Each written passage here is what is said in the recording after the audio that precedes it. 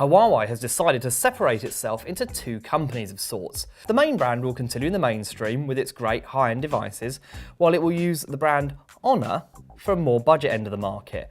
So that brings us to the Honor Holly, with a name that's nearly impossible to say and a spec that's kind of similar to its sibling, the Huawei Honor 3C. The Holly is aimed at the budget conscious and should cost around £100. So which phone is the better device out of the Holly and the 3C? Well, don't panic too much, either is a pretty safe bet.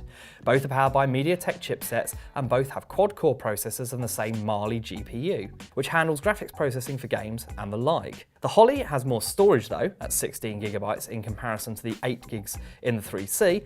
That flips around for RAM though, with the 3C having 2GB and the Holly having just 1. RAM is one of those things that affects performance though, so this might offer some issues in your decision-making process. Speed demons will also need to understand that neither of these phones support 4G, so if you were hoping for ultra-fast browsing and downloads, these aren't the devices for you. Both phones can take microSD cards at capacities up to 32 gigs. That gives you a place to keep music and photos and keeps them away from the precious phone storage. Make no mistake though, with modern games coming in at as much as 1GB in size, you can fill up a phone pretty quickly. Cameras on both are the same resolution, both offering 8MP images and 1080p video. We like the photos too, they're pretty good even in fading light. Both have screens of 5 inches and they have the same 720x1280 resolution, giving a reasonable PPI figure of 294. They also have the same IPS panel, which gives you good viewing angles, but not as much vividness to your colours as you might see with an OLED screen. One key difference between the two phones is that the 3C is still on Jelly Bean and the Holly gets KitKat.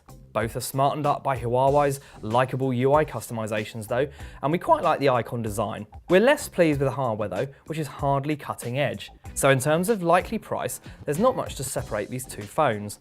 The Holly will probably be a tiny bit more expensive, but doesn't offer much in the way of extra functionality. It's also worth bearing in mind that for 4G you'll need to go for something else. We would suggest you consider the Sony Xperia E3.